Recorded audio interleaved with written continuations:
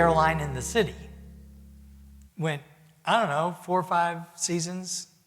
I can see you guys are going to fact check me on this. It was a perfectly serviceable show, and it was nice people and good writers.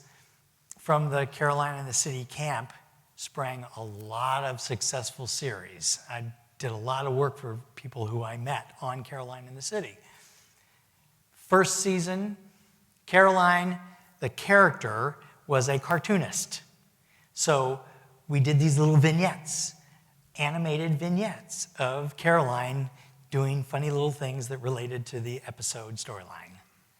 The music had to honor the, yes, she's an adult in New York, and yet it had to be playful and cartoony-like. So I created this Brazilian party music, New York jazz combo that worked really well.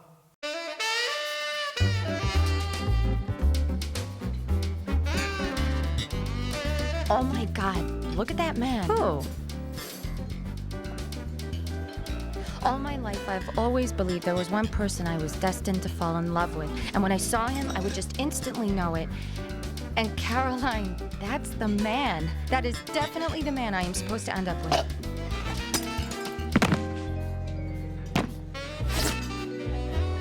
Then again, I could be wrong. Everybody loved it. We were doing fine. Season 1, maybe season 2, all went good. There were other shows on the air that were doing better than Caroline in the City. Shows like Grace Under Fire and Ellen and Roseanne. Seeing a pattern here?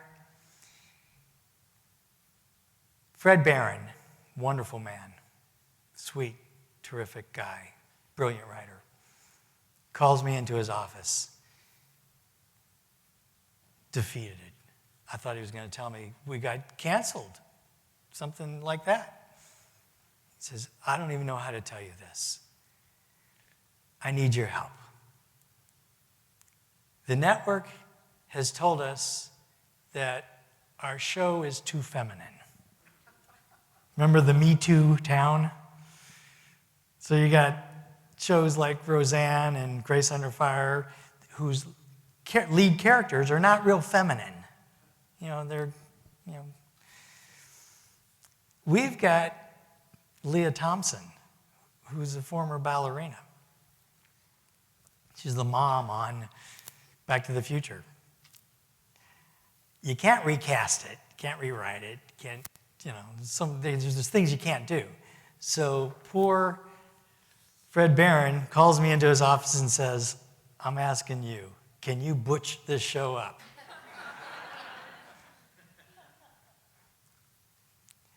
That's the reason why, in season 2 or 3, I forget, I said, oh, no problem.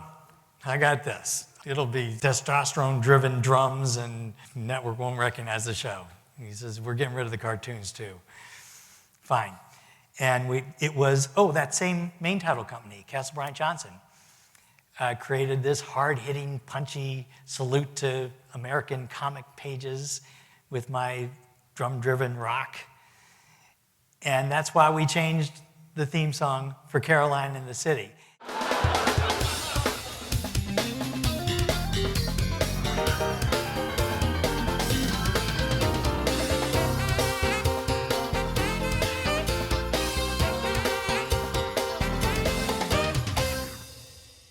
As it turns out, that was the only Emmy Award that Caroline in the City won, was our new main title for that show, was the new thing that Castle Bryant Johnson and I created. It was not for music, it was for best main title. But there are a number of reasons why main titles changed. Yes?